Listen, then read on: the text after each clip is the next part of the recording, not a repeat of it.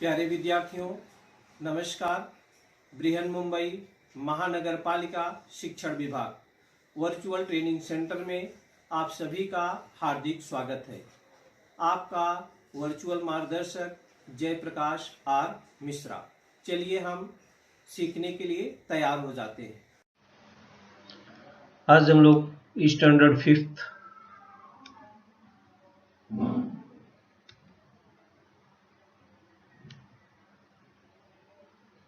Subject है अपना EVS 1।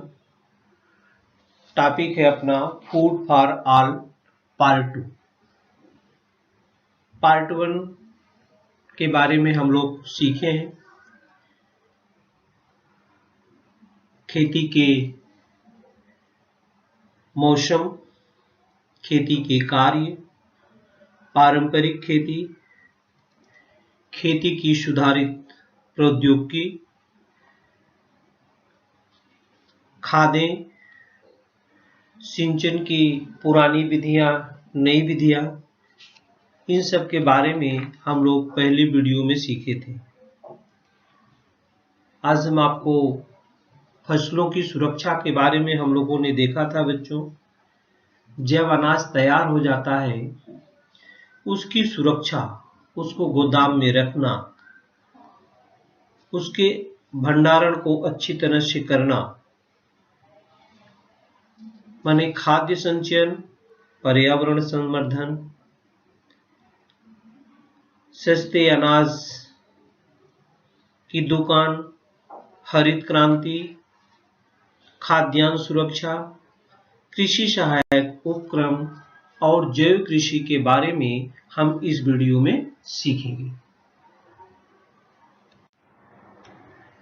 Agriculture थोड़ा सा रिवीजन हम कर लेते हैं, जिसको हम खेती बोलते हैं।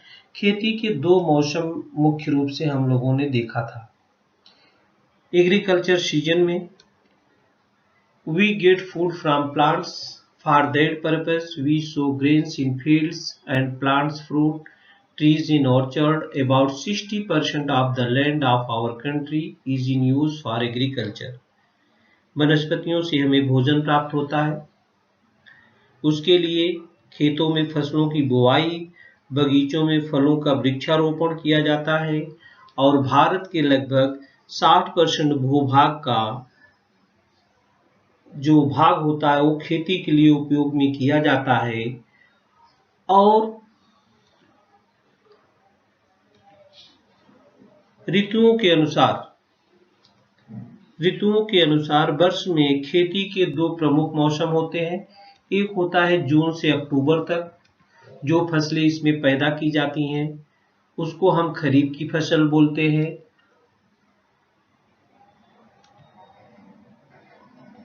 और जो फसलें अक्टूबर से मार्च तक के बीच में पैदा की जाती हैं उसको हम लोग रबी की फसल बोलते हैं। इसके अतिरिक्त जो महीने बचते हैं वो कौन कौन से महीने बचते हैं? मार्च से जून तक। मार्च से जून तक की जो फसलें पैदा की जाती हैं उसको हम समर क्रॉप्स बोलते हैं। इस प्रकार से साल भर में जून से अक्टूबर खरीफ का सीजन है, अक्टूबर से मार्च रबी का सीजन है और मार्च से जून तक हम ग्रीष्मकालीन की फसलें जो होते हैं वो पैदा करते हैं। बच्चों, फसलों को पैदा करने में किसान को बहुत सारी आर्थिक माने पैसे की भी जरूरत होती है समय समय पर, और बहुत सारे परिश्रम की भी जरूरत पड़ती है। इसीलिए हम लोग कहते हैं कि जितना खाना आवश्यक है उतना ही खाएं, बर्बाद न करें। कभी कभी होता है पार्टी वगैरह में लोग बहुत सारा खाना ले लेते हैं और खराब कर देते हैं, उसको वेस्टेज में फेंकते हैं बच्चों। तो ऐसा नहीं करना चाहिए, क्योंकि किसान जो है बहुत परिश्रम करता है, तब जाके अन्न जो है हमारे पास आता है। स्टोरेज ऑफ ग्रेन, हम अनाज तो पैदा कर लेता है किसान, तो वहीं उसकी जिम्मेदारी नहीं समाप्त हो जाती है। वहीं उसकी जिम्मेदारी नहीं समाप्त हो जाती है, उसको अनाजों का भंडारण कैसे करते हैं। माने खेती में अच्छा उत्पादन हो, अच्छा प्रोडक्शन हो, इसके बाद उसको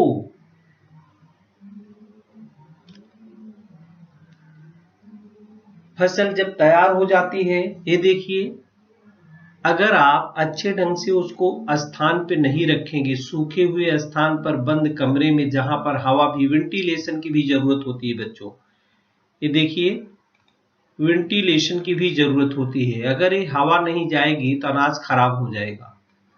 अनाज क्या हो जाएगा? खराब हो जाएगा। जहां पर स्टोरेज, बड़े बड़े गोदाम बनाए जाते हैं, बड़े बड़े दरवाजे रहते हैं बच्चों, तो रोज लाइट जलाती है, रोज पंखा जलाया जाता है और दरवाजे भी खोल दिए जाते हैं जिसमें हवा का आवागमन होता रहे।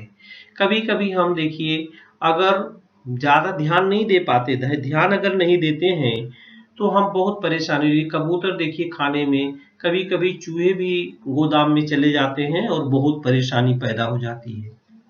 तो किसान क्या करता है? अनाज को धूप में सुखाता है, बोरे में भरता है, इसके बाद वो बिक्री, कुछ अनाज अपने पास रखता है, कुछ अनाज बाजार में बेचने के लिए भी भेज देता है। अनाज में कुछ दवाएं भी डालते हैं। प्राचीन काल में जब दवाई का उपयोग इतना नहीं था बच्चों, तो हम लोग नीम की पत्तियां उसमें डाल देते थे। नीम की पत्तियां डाल करके, नीम की पत्ती है, इसका उपयोग करते थे, इससे कीड़े उसमें नहीं लगते थे। केवल प्राणी, food storage and conservation of environment, खाद्य संचरण और पर्यावरण संवर्धन। बच्चों, फूड जो होता है, अनाज जो होता है, should be stored in clean, dry, sanitary containers that are all right if possible. माने जो भंडारण करना चाहिए, जो जगह होगी वो भी स्टोर होनी चाहिए, सूखी होनी चाहिए, अनाज में फफूंदी न लगे, कंटेनर्स सूखा होना चाहिए। इन सब का ध्यान हमें देना पड़ता है, नहीं तो ये देखिए तमाम प्रकार के कीड़े मकोड़े जो होते हैं लग जाते हैं। और ऐसा नहीं है बच्चों, जितने भी सजीव हैं, ये देखिए जितने भी सजीव हैं, हम ही नहीं संग्रह करते बच्चों, कि मनुष्य ही संग्रह करता है। सभी सजीव अपना अपना अनाज संग्रह करके रखते हैं कि बारिश का सीजन आ गया, सूखा पड़ गया तो हम क्या खाएंगे। तो चींटियां भी अपना भोजन संग्रह करती है, मधुमक्खियां भी देख रहे हैं अपना भोजन फूलों से इकट्ठा कर रही है, मकरंद उसका, गिलहरी भी फलों का बीज संग्रह कर रही है। इस प्रकार भोजन का संग्रह करने के कारण जब आवश्यक हो तो उस समय उन प्राणियों को भोजन उपलब्ध होना चाहिए। बच्चों, केवल प्राणी ही नहीं,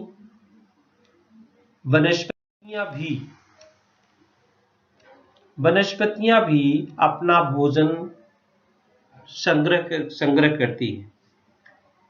ये वनस्पतियां अपना भोजन सतत बनाती रहती हैं। इनको सूर्य का प्रकाश चाहिए, सूर्य के प्रकाश में ये अपना भोजन संग्रह करती हैं। तो वनस्पतियां अपना भोजन तो संग्रह कर लेती हैं बच्चों, लेकिन ये हमेशा अपने भोजन के संग्रह में बिजी रहती हैं। जब ये अपना भोजन बनाती है, ये भी हमारी तरह श्वसन क्रिया करती है। आप देख रहे हैं यहाँ पर ऑक्सीजन ही निकालती है और ये कार्बन डाइऑक्साइड लेती है। ये भी श्वसन करती हैं हमारी आपकी तरह, वनस्पतियां भी। तो हम ऑक्सीजन लेते हैं, कार्बन डाइऑक्साइड निकालते हैं, और वनस्पतियां क्या करती है बच्चों? कार्बन डाइऑक्साइड लेती है, ऑक्सीजन निकालती है। तो ये हमारे लिए भी पर्यावरण को साफ सुथरा करने में भी वनस्पतियां बहुत आवश्यक हैं। तो there are some plants that store food, कुछ वनस्पतियां भी हैं जो अपना भोजन संग्रह करके रखती हैं। ये देखिए वनस्पतियां अपना भोजन इसमें भी बना रही है।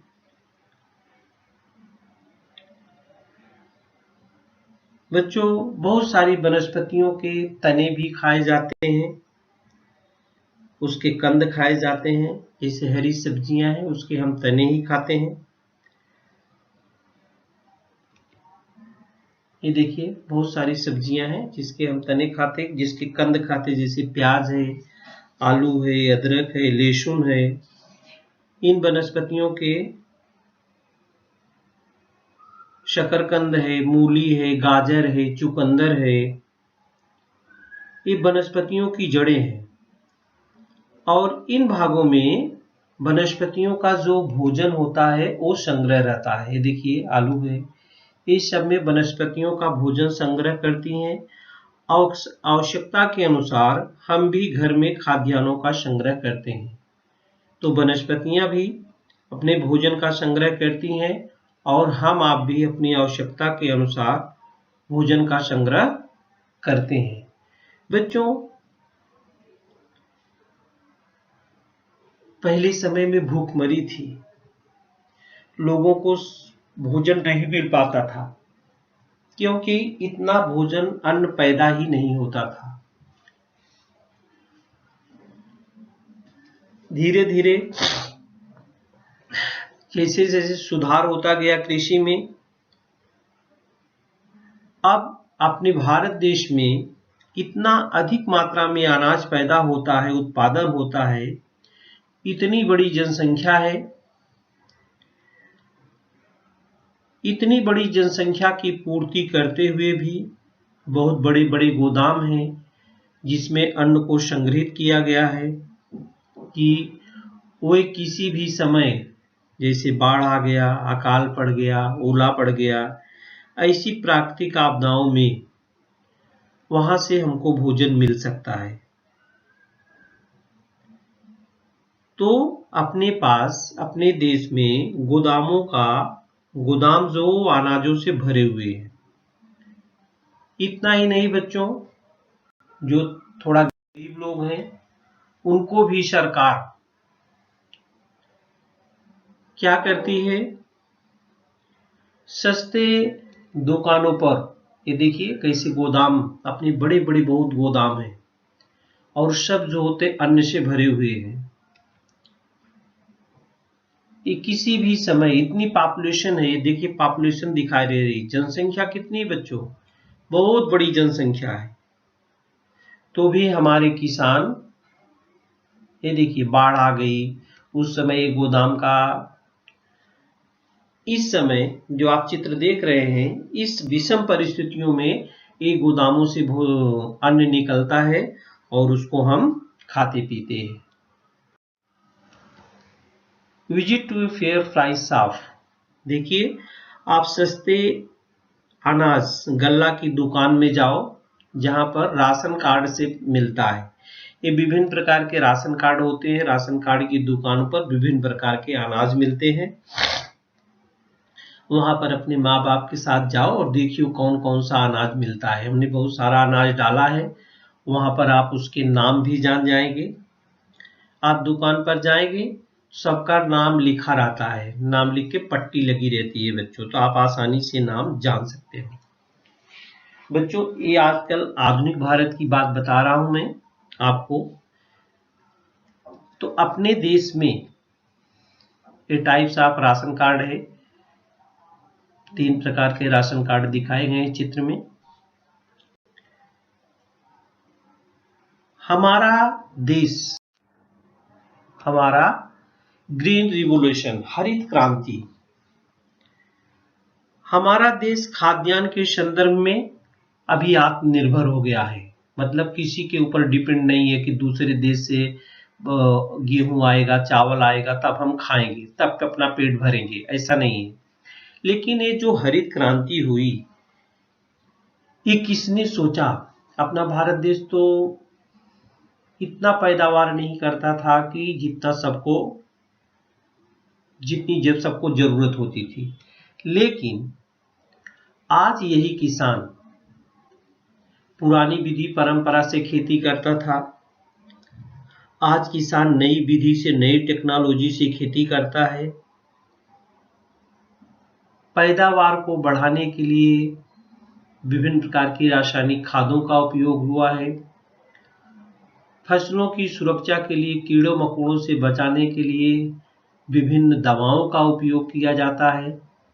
और आपने जैसा देखा कि स्टोरेज करना है तो अच्छे अच्छे स्टोरेज भी बनाए गए हैं, गोदाम भंडार जिसको बोलते हैं। ये सारी विधियां A to Z अगर ध्यान में रखी जाएगी तभी हम भोजन कर सकते हैं। अब ये अपना देश, जैसे हमने बताया कि आवश्यकता से अधिक उत्पादित खाद्यान्न का हम विदेशों में भी निर्यात कर रहे हैं। और जो वृद्धि हुई है उसका सारा श्रेय डॉक्टर एम.एस. स्वामीनाथन को जाता है बच्चों। यह प्रचंड वृद्धि हरित क्रांति के नाम से जानी जाती है। वैज्ञानिकों, विज्ञान प्रचारकों और किसानों के सम्मिलित प्रयास द्वारा ये हरित क्रांति जो है संभव हुई है। गेहूं और चावल के बीजों में सुधार करके, पहले बच्चों आपने देखा खेती कैसे होती थी, हम जो बीज पैदा होता था उसी को रख देते थे अगले साल फिर उसको बोने के लिए, तो पैदावार कम होती थी। अभी नए नए बीज बाजार में आपको उपलब्ध है। हर साल किसान नया बीज लेता है, नई टेक्नोलॉजी अपनाता है, उससे क्या होती है, पैदावार बढ़ती जा रही है। तो गेहूं और चावल के बीजों में सुधार करके हरित क्रांति जो लाया है, माने पैदावार को कई गुना बढ़ा दिया है, वो सारा श्रेय डॉक्टर एम.एस. स्वामीनाथन को जाता है।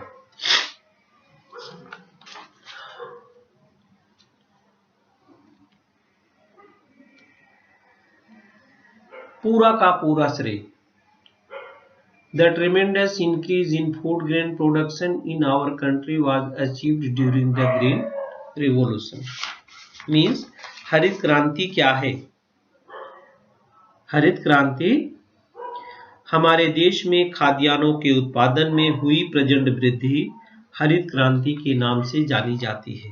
हरित क्रांति के नाम से जानी जाती है। इसके बाद जो खाद्यान्न सुरक्षा, फूड सिक्योरिटी, बच्चों जैसे हम सभी लोग जानते हैं कि भोजन हमारी मूलभूत आवश्यकता है। प्रत्येक व्यक्ति को आवश्यक और पर्याप्त भोजन मिलता रहे, इस उद्देश्य से बहुत से देशों द्वारा खाद्यान्न की प्रत्याभूति देने के लिए अधिनियम बनाए गए हैं। सबको भोजन मिलता रहे। Food is a basic need है। तो ये जो खाद्य अधिनियम बनाए गए हैं, ये वर्ष 2013 में बनाया गया। नेशनल फूड सिक्योरिटी एक्ट बनाया गया बच्चों। नेशनल फूड सिक्योरिटी एक्ट 2013 में बना था। इस अधिनियम के द्वारा कुपोषण, अनाहार मृत्यु और भूखमरी इत्यादि समस्याओं का सामना करना संभव हो सका है। जब से ये एक्ट लागू हुआ है बच्चों, कोई भी व्यक्ति बिना खाए मर नहीं सकता है। ऐसा नहीं कि भोजन के अभाव में व्यक्ति मर गया, उसको भोजन, ये देखिए कुपोषण है, कुपोषण से भी लड़ना है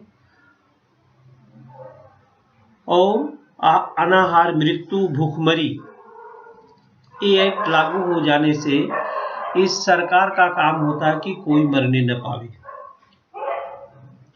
इसके साथ ही तो food security act bill pass हुआ 2013 में। किसानों को समय समय पर नई नई टेक्नोलॉजी, नए नए सुधारित बीज, नए नए कीटनाशक, जलवायु का पूर्वानुमान लाने के लिए सरकार ने क्या किया है, कृषि सहायता केंद्र गांव-गांव में खोला है। Through this programme farmers are given proper information and guidance about the latest technology, irrigation facilities, improved seeds, use of fertilizers and pesticides etc. इतना ही नहीं किया गया, सरकारों ने क्या किया बच्चों, जैसे तमाम प्रकार की यूनिवर्सिटी खोली, तो विश्वविद्यालय भी खोले जहां पर खेती का ही ज्ञान के बारे में पढ़ाई, एग्रीकल्चर यूनिवर्सिटी बोला, एग्रीकल्चर मैनेजमेंट असिस्टेंट प्रोग्राम, विभिन्न प्रकार के कृषि विश्वविद्यालय भी प्रारंभ किए गए। इन विश्वविद्यालयों में किसानों के परिवार के सदस्य खेती संबंधी नवीन प्रौद्योगिकी सीखते हैं। कृषि उपज बाजार समितियों के माध्यम से खेती के उत्पादनों की प्रदर्शनी भी लगाई जाती है। तो बच्चों, सरकार ने ये देखिए कृषि प्रदर्शनी भी लगाई जाती है।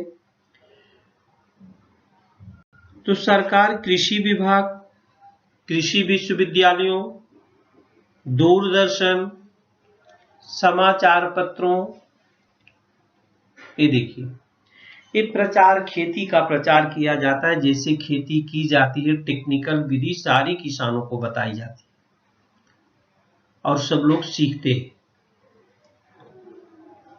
इतना ही नहीं बच्चों, आजकल देखिए फव्वारा विधि से जो है आकाश में से जो होता है छिड़काव किया जा रहा है। ये देखिए, माने लैपटॉप से जैसे आप खेलते हैं रिमोट लेकर के, इस रिमोट से देखो जैसे आप हवाई जहाज उड़ाते हो, तो यहाँ से देखिए रिमोट के द्वारा यहाँ से कर रहा और ये छिड़काव किया जा रहा है। तो इतना टेक्नोलॉजी आगे हो गई है बच्चों कि जो काम हम लोग 8-10 घंटा में एक आदमी करता था, अभी वो आधे घंटे 1 घंटे में मशीनों के द्वारा हो जाता है।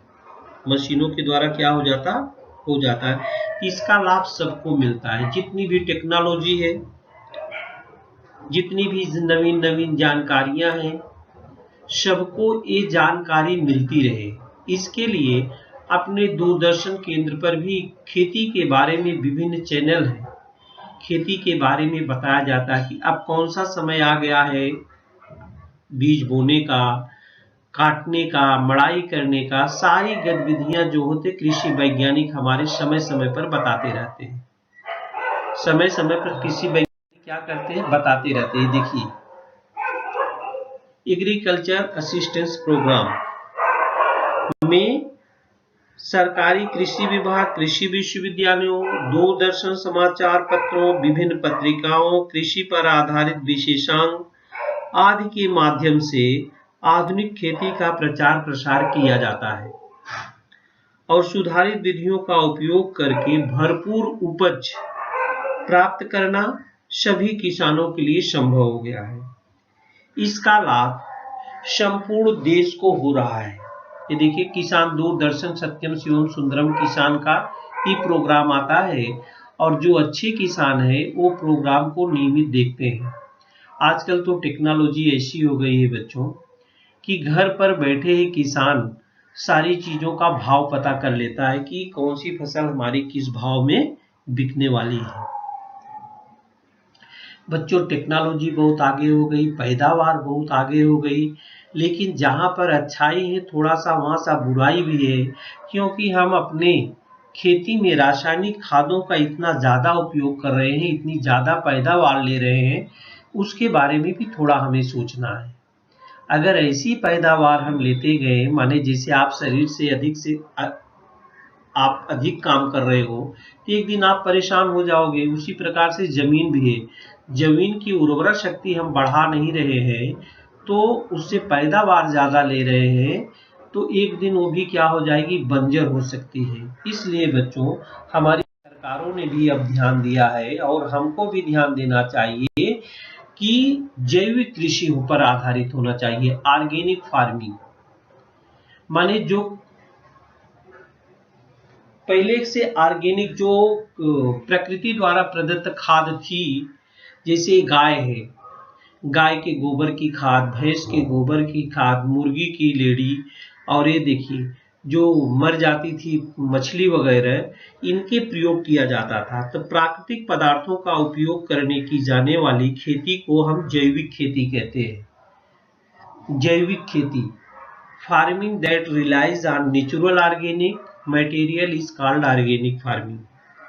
प्राकृतिक पदार्थों का उपयोग करने की जाने वाली खेती को जैविक या कार्बनिक कृषि कहते हैं। यह पारंपरिक खेती का ही एक प्रकार है। पहले बच्चों ये अपने पास डाई अमोनियम फास्फेट, डीएपी और यूरिया जैसी खादें नहीं हुआ करती थी, केमिकल फर्टिलाइजर था ही नहीं। हम ऑर्गेनिक खादों का ही उपयोग करते थे। जो हम जानवर पालते थे उनके मलमूत्र का उपयोग करते थे, या जो खेती में अपने प्लांट पौधे निकलते थे उनका हम उपयोग करते थे। इस प्रकार से हम जैविक कृषि पर आधारित थी। वो जो अन्न पैदा होता था वो हमको नुकसान भी नहीं करता था। आजकल तो जो अन्न पैदा हो रहे हैं सब में केमिकल है बच्चों। तो इस खेती में, जैविक खेती करने से इसके पोषक तत्व जो होते हैं वो जमीन में बने रहते हैं, और कार्बनिक कीटनाशक जो हम का उपयोग करते हैं वो भी हमारे शरीर को कोई प्रभाव नहीं पहुंचाते हैं। इस जैविक खेती में जो अनाज पैदा होता है उसमें ताकत ज्यादा होती है। इसके अतिरिक्त उसका स्वाद भी अच्छा होता है। इसलिए किसानों द्वारा जैविक कृषि पसंद की जाने लगी है, और इसका जो अनाज पैदा करते हैं, सब्जी पैदा करते हैं, अन्न पैदा करते हैं, वो बाजार में ज्यादा दाम पर बिकता भी है। इस खेती में वनस्पतियों और प्राणियों द्वारा जो खादें होती हैं उसको ही डालते हैं। इसमें हड्डियों के चूर्ण, मछली गोबर की खाद, प्राणियों के मलमूत्र, सूक्ष्म जीवों द्वारा सड़ाए गए प्राणियों के अवशेष इत्यादि का समावेश होता है। वनस्पतियों से मिलने वाली खादों में खरपतवार, वनस्पतियों के अंगों और अवशेषों का उसका समावेश रहता है। तो बच्चों ये हमें ध्यान देना है कि हमें जैविक खादों का ही उपयोग करना है। जैविक खाद का अगर आप उपयोग करेंगे, अन्न जो कसदार होगा, ताकतवर होगा और फायदेमंद भी होगा, और हमको बीमारी क्या होगी बच्चों, कम से कम हमारे पास आएगी, क्योंकि हमारे अंदर ताकत रहेगी तो बीमारी हमसे दूर भागेगी। इसलिए किसानों को अभी चाहिए कि जैविक खादों का ज्यादा से ज्यादा उपयोग करें। जैविक खेती का जो होता है ज्यादा से ज्यादा उपयोग करें। सपोर्ट ऑर्गेनिक फार्मर्स, ये देखिए सपोर्ट ऑर्गेनिक फार्मर्स।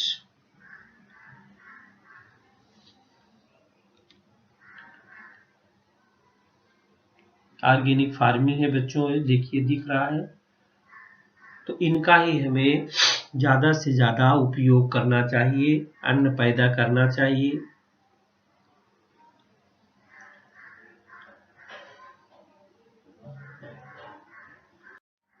इस पाठ में हम लोगों ने क्या सीखा, क्या याद रखना चाहिए? Crop should be watered only as much as necessary. खेती में जितना आवश्यक है उतने ही पानी का उपयोग करें। देखिए ज्यादा पानी का उपयोग नहीं करना चाहिए। रासायनिक उर्वरकों और कीटनाशकों का उपयोग करते समय सावधानी रखें। Care should be taken when using chemical fertilizers and pesticides. Their overuse should also be avoided. अतिरिक्त उपयोग कतई न करें, ज्यादा से ज्यादा उपयोग न करें। ज्यादा से ज्यादा हमने कहा कि ये यूरिया और डीएपी है, इसका उपयोग कम से कम करना चाहिए। ज्यादा से ज्यादा हमें जैविक खादों का उपयोग करना चाहिए। व्हाट वी हैव लर्न्ड, हमने क्या सीखा है इसमें? दो मौसम है, खरीफ और रबी के मौसम है। सुधारित using improved method of farming. सुधारित कृषि प्रौद्योगिकी द्वारा खाद्यान्न उत्पादन में वृद्धि होती है। कृषि सहायक उपक्रमों द्वारा किसानों को खेती के संबंध में नई टेक्नोलॉजी की जानकारी दी जाती है, उसका भी उपयोग हमें करना चाहिए।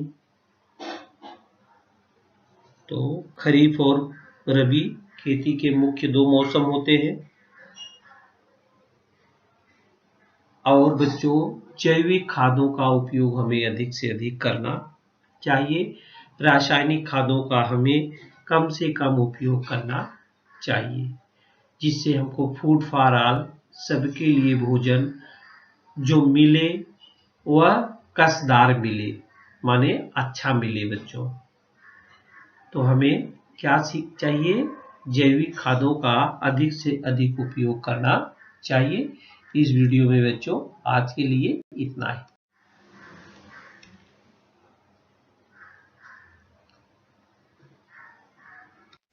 प्यारे विद्यार्थियों, हमने जो आज सीखा, हमें पूर्ण विश्वास है आप उसको अच्छी तरह से सीख चुके हैं और उसका आप अच्छी तरह से अभ्यास भी करेंगे।